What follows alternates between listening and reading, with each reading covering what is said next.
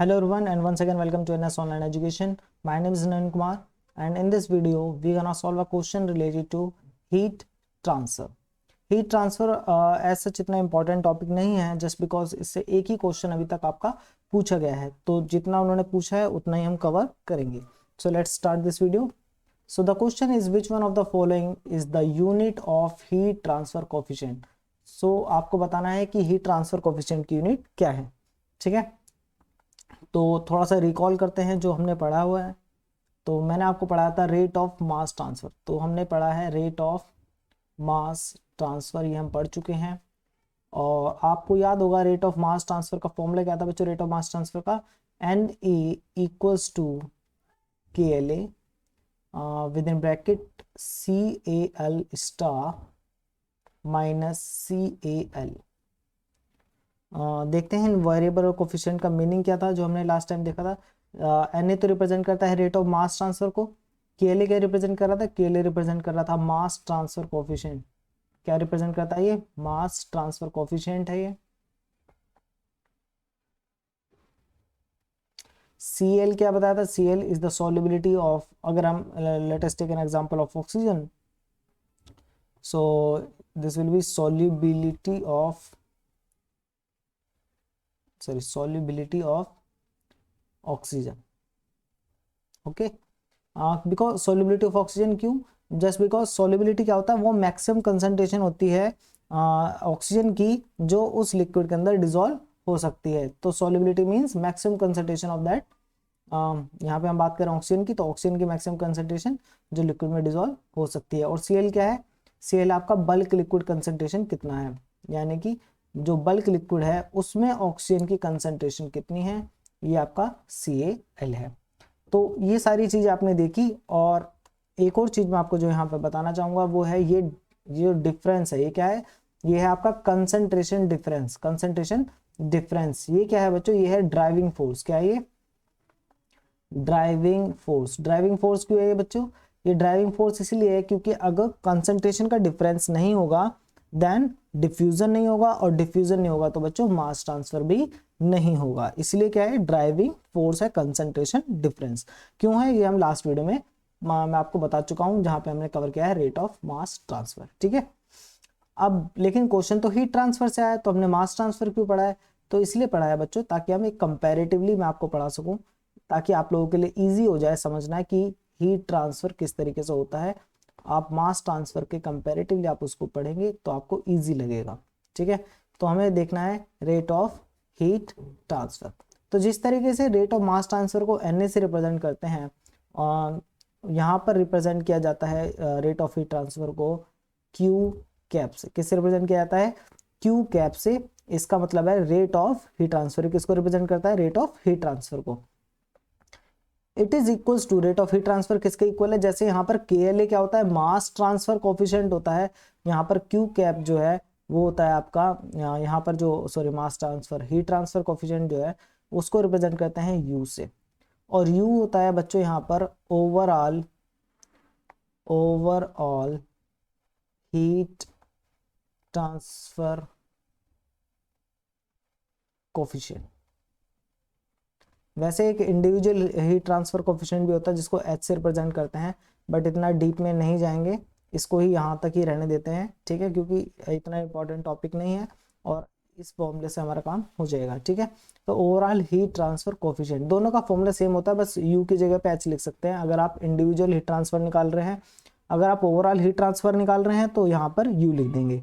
तो U क्या होता है, ओवरऑल हीट ट्रांसफर कोफिशिएंट. तो QU. अब यहाँ पर क्या है बच्चों, यहाँ पर एक एरिया आएगा A. यहाँ पर क्या है, दोनों को साथ में इसलिए लिखना पड़ता है क्योंकि हम इन दोनों को सेपरेटली कैलकुलेट नहीं कर सकते हैं. ठीक है, ये मैं आपको लास्ट वीडियो में बताया था कि क्यों, वो मैं आपको लास्ट वीडियो में बता चुका हूँ, यहाँ पे दोबारा रिपीट नहीं करूंगा. तो यहाँ पर A आएगा.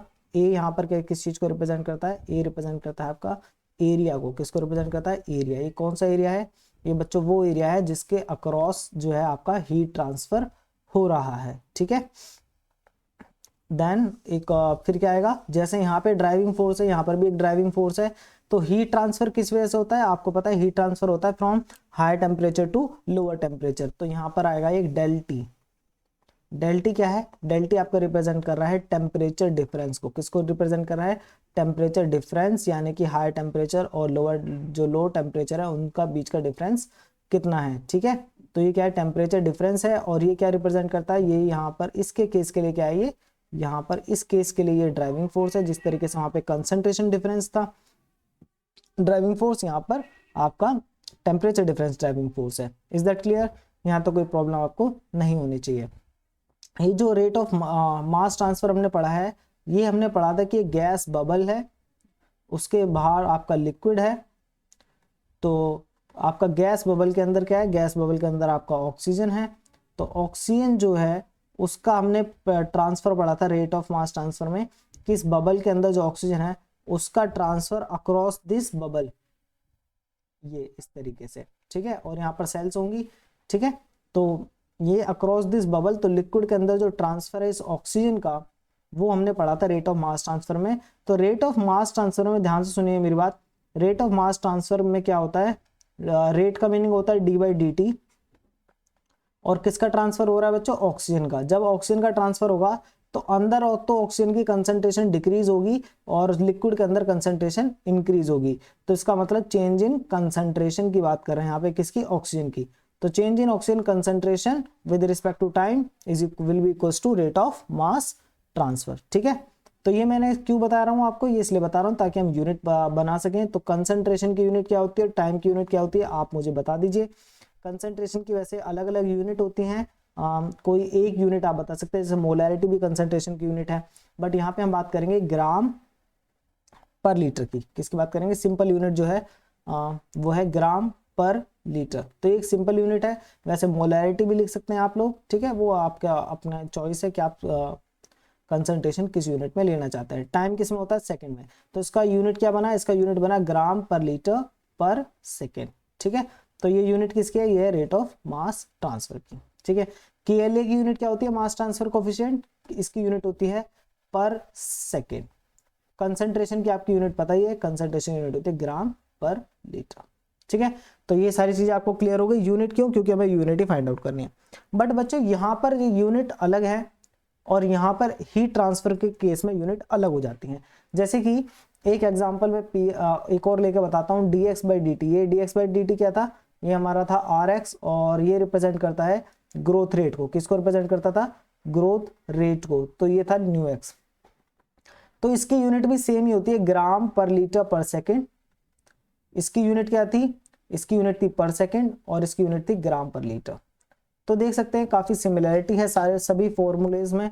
और ये इसलिए मैंने जो भी आपको ये पढ़ा है मोस्ट इंपॉर्टेंट टॉपिक की जो सीरीज हमारी चली है, उसमें मैं हमेशा आपको कंपैरेटिवली स्टडी करके बताता हूँ कि ये क्या है बच्चों, ये रिप्रेजेंट करता है रेट को, ये क्या है, ये रेट कांस्टेंट है, और ये क्या, जिस पे रेट डिपेंड करता है। सेम केस में यहाँ पर जो हमारा Na है इस इक्वेशन में, ये क्या है, ये रेट है, ये रेट कांस्टेंट है, और ये क्या है, जिस पे रेट डिपेंड करता है। यहाँ पर भी सेम चीज है, ये रेट जिस पे डिपेंड करता है, और रेट कांस्टेंट, और ये रेट जिस पे डिपेंड करता है। सभी चीजों में ये कॉमन चीजें फॉलो होती हैं, इसलिए कंपैरेटिवली मैं आपको पढ़ाता हूं ताकि आपको याद रखने में इजी रहे, ठीक है। तो अब बात करते हैं कि यूनिट्स क्या होंगी। तो ये तो सारी चीजें क्लियर होगी, हमें तो फाइंड आउट करना है कि यूनिट क्या है। तो यूनिट फाइंड आउट करते हैं। तो यूनिट हमें फाइंड आउट करनी है। तो बच्चों देखो यहाँ पर क्या है, ये आपका rate of heat transfer, rate of heat transfer. ये तो मास ट्रांसफर था, ये तो हीट ट्रांसफर है। जब बच्चों हम बात करते हैं रेट ऑफ हीट ट्रांसफर की, तो heat is a form of energy, heat is a form of energy.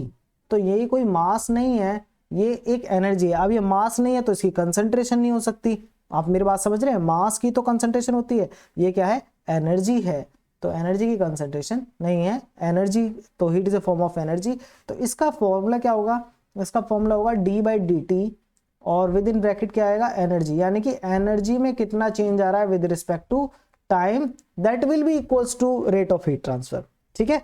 Heat transfer यानी कि एनर्जी ट्रांसफर, तो किस चीज में कमी आई, एनर्जी में कमी आई। किसके रिस्पेक्ट में आई, टाइम के रिस्पेक्ट में आई, ठीक है। मैं आपको बता चुका हूं रेट का मीनिंग होता है विद रिस्पेक्ट टू टाइम, जिसको हम d/dt से रिप्रेजेंट करते हैं, ठीक है। ये सारी चीजें कई बार बता चुका हूं। तो एनर्जी की यूनिट क्या होती है, आप मुझे बताइए, एनर्जी की यूनिट क्या होती है, आपको पता होना चाहिए। इसको अगर मैं यूनिट फाइंड आउट करूँ तो एनर्जी की यूनिट क्या होती है बच्चों, एनर्जी की यूनिट होती है जूल, और टाइम की यूनिट क्या होती है, टाइम की यूनिट होती है सेकेंड। तो इसका मतलब यूनिट क्या बन गई, जूल पर सेकेंड। और ये जो बच्चों जूल पर सेकेंड है इसको हम बोलते हैं वॉट, क्या बोलते हैं, वॉट। ठीक है, आपको पता होगा जूल पर सेकेंड क्या होता है, वॉट। वॉट एक्चुअली पावर की यूनिट होती है, पावर इक्वल्स टू होता है आपका वॉट। ठीक है, पावर की यूनिट क्या होती है, वॉट होती है, और यही यहाँ पर इसकी भी यूनिट क्या होगी, वॉट होगी, दैट इज जूल पर सेकेंड। Is that clear? यहाँ तो कोई डाउट नहीं होना चाहिए आप लोगों को कि जूल पर सेकेंड वॉट होता है, और इतना तो आपको याद रखना ही पड़ेगा। ठीक है, तो इससे हमारा क्या मीनिंग क्लियर हुआ, इससे हमें ये पता चला heat, rate of heat transfer की यूनिट क्या है, रेट ऑफ हीट ट्रांसफर की यूनिट है वॉट, जो कि होती है जूल पर सेकेंड। Is that clear? क्यों? क्योंकि यहाँ पे एनर्जी की बात हो रही है ना कि मास की। क्लियर? यहाँ तो कोई डाउट नहीं चाहिए। बात करते हैं फिर एरिया। एरिया की यूनिट क्या होती है, एरिया तो आपको सिंपल सी पता है, एरिया तो होता है मीटर स्क्वायर, तो ये metre square. Driving force, driving force क्या है बच्चों, टेम्परेचर है, टेम्परेचर की यूनिट क्या होती है, केल्विन। हमेशा एसआई यूनिट की बात कर रहे हैं यहाँ पे, एसआई यूनिट क्या होती है, टेम्परेचर की केल्विन, डिग्री सेल्सियस नहीं होता। ठीक है, याद रखिए। क्लियर है? तो दोनों चीजें कंपैरेटिवली समझाई ताकि आपको फॉर्मूला बनाना आ जाए कि इन फॉर्मूलेज में क्या सिमिलरिटी है, इसलिए समझाया। थोड़ा सा एक ये कॉन्सेप्ट भी रिवाइज हो गया, तो इससे भी आपका, आप ही लोगों का फायदा है रिवीजन से। और ये मैंने आपको ये भी बता दिया कि इनकी यूनिट्स कैसे आती हैं। क्लियर है? अब हमें फाइंड आउट करना है कि ये जो U है यानी कि हीट ट्रांसफर कोफिशिएंट है, इसकी यूनिट क्या होगी। तो इसका एक फॉर्मूला बना लेते हैं यहाँ से। तो U equals to Q cap divided by A del T. अब जो जो ये जो सारी यूनिट मैंने आपको बताई हैं उनको लिख लीजिए। तो यहाँ पर हमने क्या क्या यूनिट देखी हैं, इसकी तो होती है वॉट, एरिया की यूनिट है मीटर स्क्वायर, और टेम्परेचर का यूनिट है केल्विन। ठीक है, इनको अगर एक लाइन में लिखें तो मीटर स्क्वायर जब ऊपर जाएगा तो इसकी पावर हो जाएगी -2, केल्विन जब ऊपर जाएगा तो इसकी पावर हो जाएगी -1। तो ये आ गई हमारी फुल एंड फाइनल यूनिट। जो हमें किसकी यूनिट है, ये यूनिट है आपकी रेट ऑफ हीट ट्रांसफर की, हीट ट्रांसफर कोफिशिएंट की। ठीक है, यहाँ तक कोई डाउट आपको नहीं होना चाहिए, अगर है तो आप कमेंट करके बताइए कि आपको क्या प्रॉब्लम आई इसमें। ठीक है, अब आप देख लीजिए, चेक कर लीजिए कि किसमें ये सारी यूनिट है। देखिए फर्स्ट पार्ट बात करें फर्स्ट की, तो यहाँ पर स्क्वायर है, ये तो -2 होना चाहिए था, ये नहीं हो सकता है। यहाँ पर -1 होना चाहिए था, ये भी नहीं हो सकता है। ये यहाँ पर एकदम करेक्ट है, यानी कि option number C is our final answer. ठीक है, और ऑप्शन नंबर डी इसलिए नहीं हो सकता, दोनों ही प्लस कर दिए तो ये भी नहीं हो सकता। ठीक है, so our answer will be option number C. Okay, so thank you so much.